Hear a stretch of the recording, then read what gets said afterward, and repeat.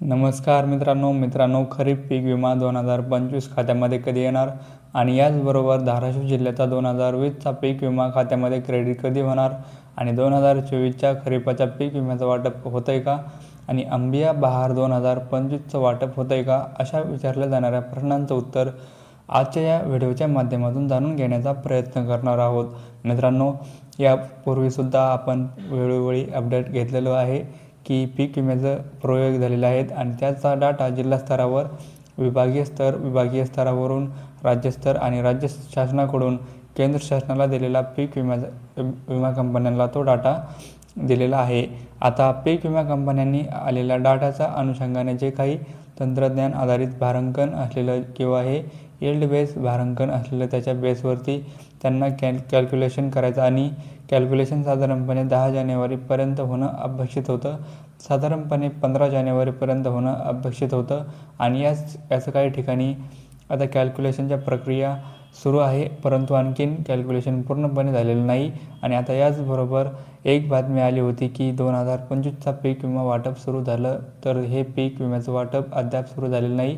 आणि आता हे कॅल्क्युलेशन पार पाडल्यानंतर पहिल्या तर शेतकऱ्यांना त्या अमाऊंट दिसायला चालू होतील आणि यील्ड बेसच्या मंजुऱ्या दिसायला चालू होतील आणि याच्यानंतर काही कालावधीनंतर हा पीक विमा वाटप होणार होता आणि आता वाटप होणार आहे आणि वाटप करण्याचा कालावधी झालेला आहे, हे मात्र निश्चित आहे.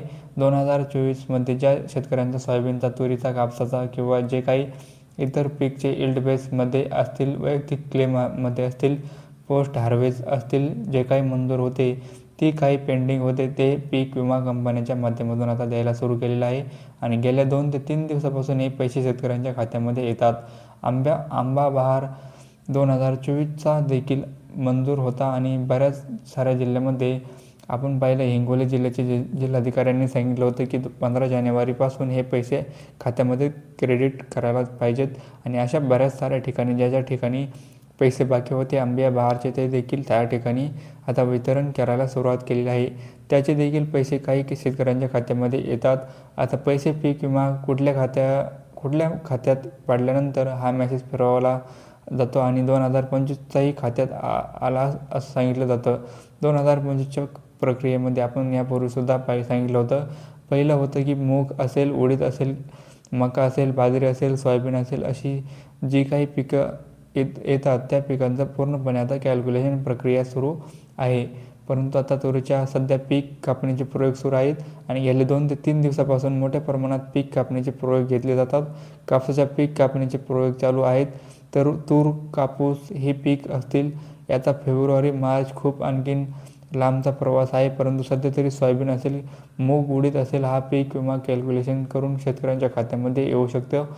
परंतु अद्याप कोणता महसूल मंडळामध्ये कोणत्याही शेतकऱ्याला याच्या कुठल्याही प्रक्रिया समोर आलेल्या नाहीत आणि त्याचं कॅल्क्युलेशन चालू झालं आहे. लवकरच ते कॅल्क्युलेशन समोर आल्यानंतर मग तुम्हाला कोण सांगणार, तर तुम्हाला स्वतः PMFBIच्या ॲप्लिकेशनवर, तुम्हाला स्वतः PMFBIचं पोर्टलवरती आणि तुम्हाला स्वतः व्हॉट्सॲपच्या FBI पोर्टलवर बोर्डवरती तुमच्या पॉलिसी नंबरनुसार चेक करायचं आहे आणि तुम्हाला अमाऊंट दिसली की समजायचं आता ह्या पीक विमा आपल्या खात्यात येणार आहे. आता साहजिकच स्थानिक स्वराज्य संस्थांच्या निवडणुका आहेत. आता निवडणुकीच्या पार्श्वभूमीवरती त्याच्याबद्दल जे काही अपडेट येतील ते अपडेट घेऊन आता विषय राहिला धाराशिव 2020चा. धाराशिव 2020बद्दल आपण सांगितलं होतं की यापूर्वी कोर्टाच्या जमा असलेली रक्कम ही जिल्हाधिकाऱ्याला व्याजासहित 8,085 कोटी रुपये मिळालेले आहेत आणि परंतु 134 कोटी रुपयाची जी रक्कम आहे ती राज्य सरकारने देणं अपेक्षित होत आहे आणि ती अद्याप देखील जिल्हाधिकारी कार्यालयाला आलेली नाही आणि याच्यामध्ये वेळ काढून चाललेला आहे. आता वेळ काढूपणा याच्यासाठी आहे कारण जर समजा ह्या 134 कोटी रुपयाचा जो काही पूरक अनुदान असेल किंवा पीक विम्याचं काही रक्कम, ही रक्कम जर सरकारने लवकर दिली नाही, तर आता लवकर जर आली तर हे 85 कोटी 134 कोटी म्हणजे साधारणपणे 2.25 कोटी आसपासची ही रक्कम ती शेतकऱ्यांच्या खात्यामध्ये वितरित केली जाईल, तात्काळ वितरित केली जाईल. पण हे पैसे जर लवकर वितरित केले नाही, जर पीक विमा कंपनी पुन्हा आणखीन कुठेतरी वरच्या कोर्टात गेली तर पुन्हा हेही पैसे अडकले आणि तेही पैसे अडकले, अशी परिस्थिती होणार आहे.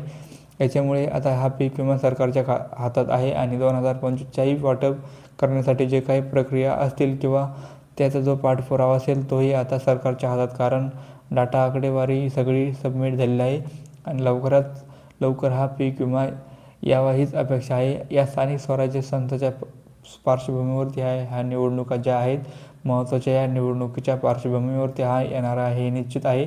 त्याच्या संदर्भातील जे काही अपडेट येईल ते अपडेट आपण सध्या तरी आल्यानंतर घेऊ.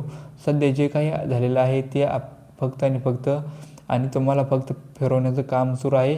त्याच्यामुळे अफवांवरती काही विश्वास ठेवू नका. आपल्या पॉलिसी समोर आपल्या एव्हरेजचे कारण आता जो दाखवला जाणार आहे, तुम्हाला एव्हरेजचा पीक विमा दाखवला जाणार आहे. एव्हरेज जी रक्कम दाखवण्यापर्यंत वाट पाहावी लागेल. तर मित्रांनो, तुम्हाला व्हिडिओ कसा वाटला कमेंटमध्ये नक्की सांगा आणि व्हिडिओवर जर नवीन असाल तर व्हिडिओला लाईक आणि सबस्क्राईब नक्की करा. धन्यवाद मित्रांनो.